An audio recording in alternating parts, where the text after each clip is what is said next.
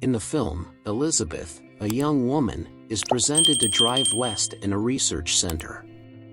Elizabeth is informed by Drive West that Mark, a cancer patient, will recover in a day or two.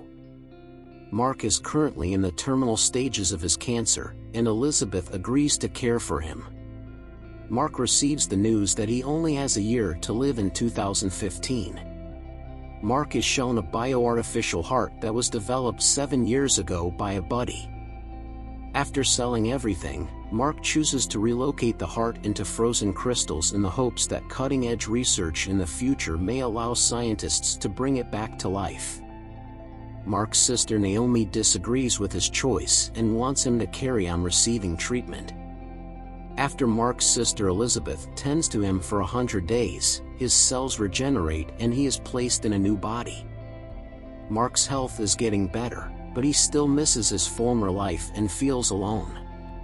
Mark receives an old box filled with his old memories when Drive West brings his team to celebrate his good fortune. Naomi writes a letter to Mark, which Elizabeth reads. While Mark is sleeping, Naomi's health deteriorates. In the movie, 50-year-old Naomi freezes her body in cryostasis because she wants to start over with Mark. Grieved by Naomi's letter, Mark begs the doctor to bring her back to life, but the weaker Naomi's body prevents it.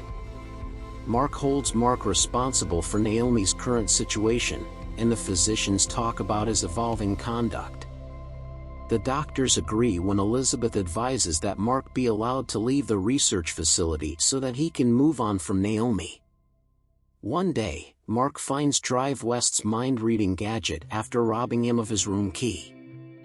He finds out about the trials conducted by Drive West, as well as their shortcomings. Mark acknowledges his errors and seeks assistance to end his suffering. When he goes to Naomi's crystal chamber, he discovers more about his past, which includes poisoning himself and taking his own life.